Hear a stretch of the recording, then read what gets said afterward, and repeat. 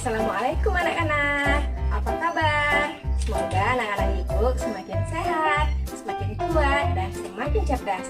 Pada kesempatan kali ini, kita akan membahas tentang tema 2, persatuan dalam perbedaan, subtema 1, rukun dalam perbedaan. Pembelajaran yang pertama, disimak baik-baik ya nak. Proklamasi kemerdekaan menjadi tonggak sejarah bagi perjuangan bangsa Indonesia. Meskipun terdiri atas suku yang berbeda, rakyat Indonesia bersatu dalam memproklamirkan kemerdekaan negara Indonesia. Setiap tanggal 17 Agustus, rakyat Indonesia selalu mendengar petugas upacara membacakan teks proklamasi. Sebagian rakyat juga bisa mendengarkannya dari radio dan dari tempat lain. Teks proklamasi yang dibacakan memiliki sejarah bagi bangsa Indonesia. Teks tersebut adalah teks proklamasi kemerdekaan negara Indonesia. Pada tanggal 17 Agustus 1945, Insinyur Soekarno didampingi oleh Muhammad Hatta membacakan teks proklamasi kemerdekaan Republik Indonesia.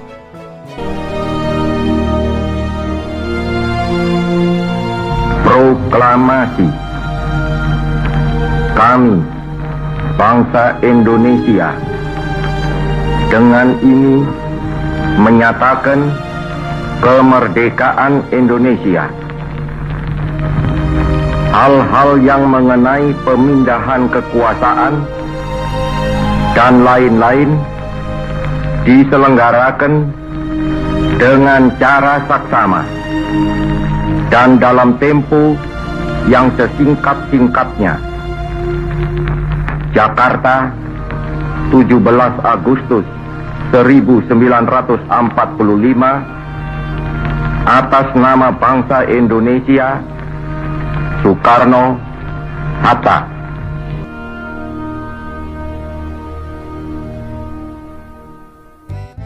Anak-anak, untuk lebih memahami proklamasi, bacalah teks yang berjudul Proklamasi Kemerdekaan Indonesia. Proklamasi kemerdekaan yang dilakukan tanggal 17 Agustus 1945 menjadi peristiwa penting bagi bangsa Indonesia. Peristiwa tersebut menjadi tonggak sejarah di mana bangsa Indonesia berhak atas kemerdekaan dan wajib mempertahankannya. Diawali dengan dijatuhkannya bom atom oleh tentara Amerika Serikat pada tanggal 6 Agustus 1945 di kota Hiroshima dan pada tanggal 9 Agustus 1945 di kota Nagasaki. Jepang akhirnya menyerah kepada tentara sekutu. Peristiwa ini dijadikan kesempatan oleh bangsa Indonesia untuk segera membebaskan diri dari penjajahan bangsa Jepang. Teks proklamasi ditulis di rumah Laksamana Tadashi Maeda, Jalan Imam Bonjol nomor 1. Para penyusun teks proklamasi adalah Insinyur Soekarno, Dr. Andes Muhammad Hatta, dan Mr. Ahmad Subarjo. Konsep teks proklamasi ditulis oleh Insinyur Soekarno. Saat itu hadir pula BM Dia, Sayuti Melik, Soekarni, dan Sudiro. Soekarni mengusulkan agar yang menandatangani teks proklamasi itu adalah Insinyur Soekarno dan Dr. Andes Muhammad Hatta atas nama bangsa Indonesia. Teks proklamasi diketik oleh Sayuti Melik. Pagi harinya, 17 Agustus 1945, di kediaman Soekarno, Jalan Pengangsaan Timur nomor 56, telah hadir antara lain Suwirjo, Wilopo, Gafar Pringgodikdo, Tabrani, dan Trimurti. Acara dimulai pada pukul 10 dengan pembacaan proklamasi oleh Soekarno dan disambung pidato singkat tanpa teks. Kemudian bendera merah putih yang telah dijahit oleh Ibu Fatmawati dikibarkan. Anak-anak, sekarang kita akan membuat peta pikiran berdasarkan teks yang berjudul Proklamasi Kemerdekaan Indonesia. Anak-anak ibu masih ingat kan apa itu peta pikiran? Ya, betul. Peta pikiran adalah suatu cara yang digunakan untuk menemukan informasi-informasi dalam suatu bacaan. Informasi yang ditemukan dituliskan dalam kotak-kotak peta pikiran. Cara menemukan informasi penting dengan menggunakan peta pikiran adalah dengan menjawab pertanyaan-pertanyaan yang berhubungan dengan bacaan. Peta pikiran merupakan suatu metode yang menggunakan kata tanya 5W1H. Kata tanya tersebut adalah apa, siapa, kapan, di mana, mengapa, dan bagaimana. Kata tanya apa berkaitan dengan peristiwa yang terjadi. Kata tanya di mana berkaitan dengan tempat di mana peristiwa terjadi. Kata tanya kapan berkaitan dengan waktu peristiwa terjadi. Kata tanya siapa berkaitan dengan pelaku peristiwa. Kata tanya mengapa berkaitan dengan latar belakang terjadinya peristiwa. Kata tanya bagaimana adalah kata tanya yang berkaitan dengan proses terjadinya peristiwa. Nah, sekarang tugas anak ibu mengisi peta pikiran berdasarkan teks yang berjudul Proklamasi Kemerdekaan Indonesia. Ibu akan contohkan kata tanya apa dari teks Proklamasi Kemerdekaan Indonesia. Disimak baik-baik ya, Nak. Apa itu Proklamasi Kemerdekaan Indonesia? Jawabannya, Proklamasi Kemerdekaan Indonesia merupakan tonggak sejarah di mana bangsa Indonesia berhak atas kemerdekaan dan wajib mempertahankannya. Sekarang anak-anak ibu melanjutkan mengisi peta pikiran dengan kata tanya mengapa, siapa, bagaimana, kapan, dan di mana. Dikerjakan dengan baik dan benar ya, Nak. Menjelang proklamasi kemerdekaan, perbedaan daerah, agama, dan suku bangsa bukanlah penghalang bagi generasi muda dan generasi tua untuk berkumpul. Perbedaan pendapat sempat terjadi, namun akhirnya mereka bersatu padu untuk memproklamirkan kemerdekaan Indonesia. Pada waktu itu, semangat persatuan sangat menonjol. Bangsa Indonesia memiliki tekad yang kuat.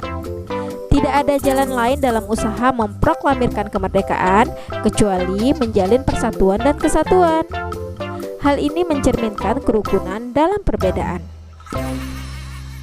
Bersatu dalam perbedaan yang merupakan landasan dari persatuan sudah menjadi tatanan kehidupan masyarakat Indonesia sejak dulu. Hal ini juga ditunjukkan ketika masa menjelang proklamasi kemerdekaan Indonesia. Proklamasi kemerdekaan memiliki makna penting bagi bangsa Indonesia.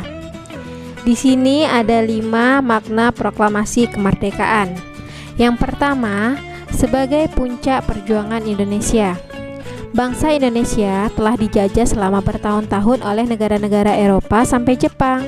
Penduduk negara dengan latar belakang yang berbeda bersatu untuk melawan penjajah. Proklamasi kemerdekaan merupakan hasil dari perjuangan para pahlawan. Yang kedua, pengakuan kepada dunia luar. Dengan membacakan teks proklamasi, Indonesia mengumumkan kepada dunia luar bahwa Indonesia adalah negara yang merdeka. Pengakuan ini disebut dengan de facto dan diikuti oleh pengakuan dari negara lain yang disebut de jure. Yang ketiga, menaikkan martabat Indonesia. Pembacaan teks proklamasi memberikan pesan kepada negara lain bahwa Indonesia adalah negara yang bebas dari penjajahan, negara yang memiliki martabat, dan negara yang mandiri. Yang keempat, perjuangan sebagai negara baru. Indonesia adalah negara yang dibangun oleh rakyat dan untuk rakyat. Negara Indonesia adalah negara mandiri yang tidak tergantung kepada negara lain. Yang kelima, tonggak sejarah negara Indonesia. Pembacaan teks proklamasi merupakan awal dari masa kemerdekaan Indonesia yang terbebas dari belenggu penjajahan. Anak-anak, tahukah kamu bahwa diperlukan kemampuan untuk melakukan penyesuaian atau adaptasi ketika kita ingin menciptakan kerukunan dalam perbedaan? Masih ingatkah anak-anak ibu tentang pepatah yang mengatakan di mana bumi dipijak, di situ langit dijunjung? Nah, pepatah ini mempunyai makna apabila kita berada di tempat yang baru, maka kita perlu menyesuaikan diri dengan keadaan setempat agar kita bisa diterima dan kita bisa hidup berdampingan dengan damai. Hal ini juga berlaku pada tumbuhan loh anak-anak, agar tumbuhan tersebut dapat melangsungkan hidupnya dan tumbuhan tersebut mampu melakukan adaptasi sesuai kondisi lingkungannya. Nah, sekarang bagaimana cara tumbuhan beradaptasi? Ayo kita pelajari. Anak-anak, tahukah kamu bunga teratai? Tanaman ini tumbuh di air. Agar dapat menyesuaikan diri, tanaman ini memiliki akar di bawah air. Tangkai daunnya tumbuh menjalar sehingga daun teratai dapat mengapung di air. Daun teratai bundar dan lebar. Fungsinya adalah agar daun dapat menyerap cahaya matahari sebanyak-banyaknya. Hal ini akan berdampak saat penguapan air dan berfotosintesis. Daun teratai memiliki larutan yang bermanfaat sebagai pembersih daun. Teratai memiliki batang dengan rongga di dalamnya. Rongga ini berfungsi untuk membawa oksigen ke batang dan ke akar. Meskipun akar berada di dalam air, akar masih tetap dapat bernafas. Nah, sekarang waktunya anak-anak ibu mengerjakan tugas. Selamat mengerjakan tugas anak-anak. Kerjakan dengan baik dan benar. Demikianlah pembelajaran kita untuk hari ini. Semoga bermanfaat dan tetap semangat ya anak-anak, walaupun kita masih belajar dari rumah. Wassalamualaikum warahmatullahi wabarakatuh.